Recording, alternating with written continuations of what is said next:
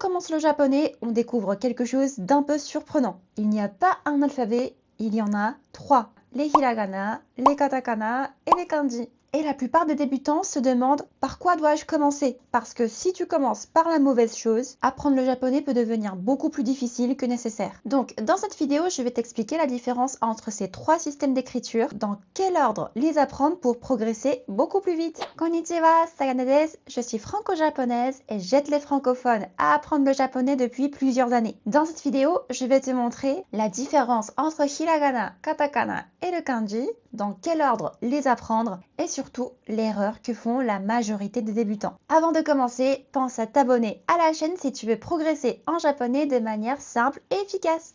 Soredewa ikimashou. Quand on découvre l'écriture japonaise, beaucoup de personnes voient les kanji, ces caractères qui ressemblent un peu aux symboles chinois.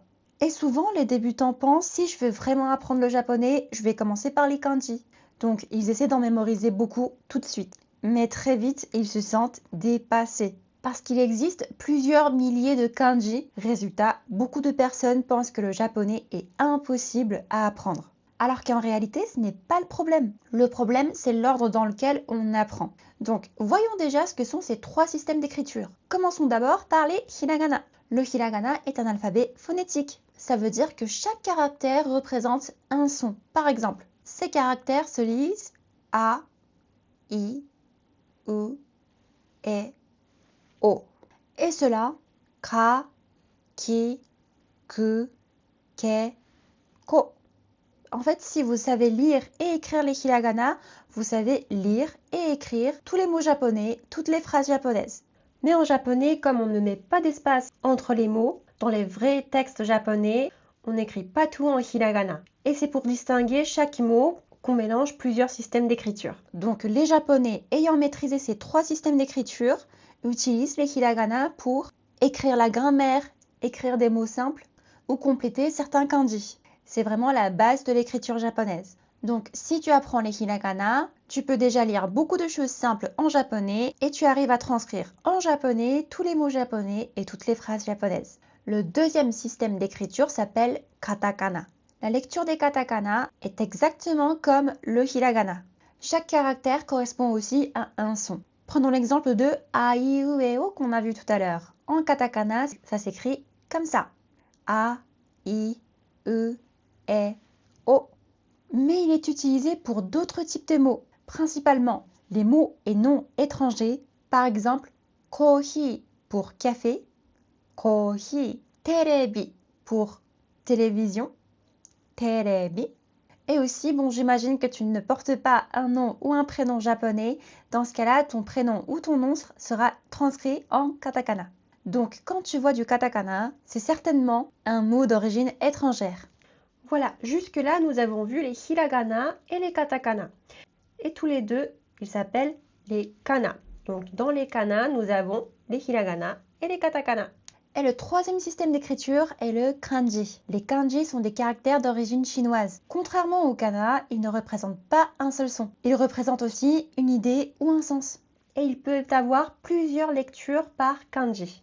Par exemple, ce kanji, il pourra se lire nichi, hi ou bien bi. Ce kanji signifie le soleil ou le jour. Les kanji sont très présents dans la vie quotidienne japonaise. On retrouve partout, on l'utilise tous les jours. Et les kanji sont très nombreux, il en existe plusieurs milliers.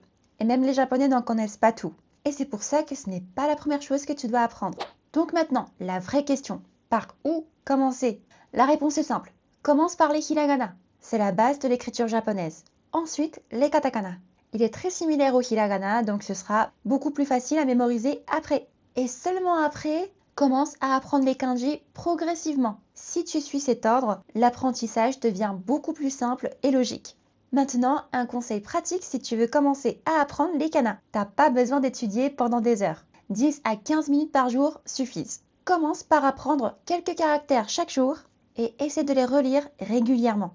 Et une chose très efficace que je recommande souvent à mes élèves. Une fois que tu connais les hiragana et les katakana, essaie d'écrire des phrases ou des expressions que tu connais déjà en japonais. Par exemple, konnichiwa, ohayo, arigato. C'est beaucoup plus efficace que d'essayer de mémoriser seulement les caractères ou d'apprendre plein de nouveaux mots en même temps parce que tu utilises des mots que tu connais déjà. Et ton cerveau fait plus simplement le lien entre le son, le sens et l'écriture. Et quand tu t'entraînes à lire ou à écrire, n'hésite pas à garder un tableau de hiragana et de katakana à côté de toi.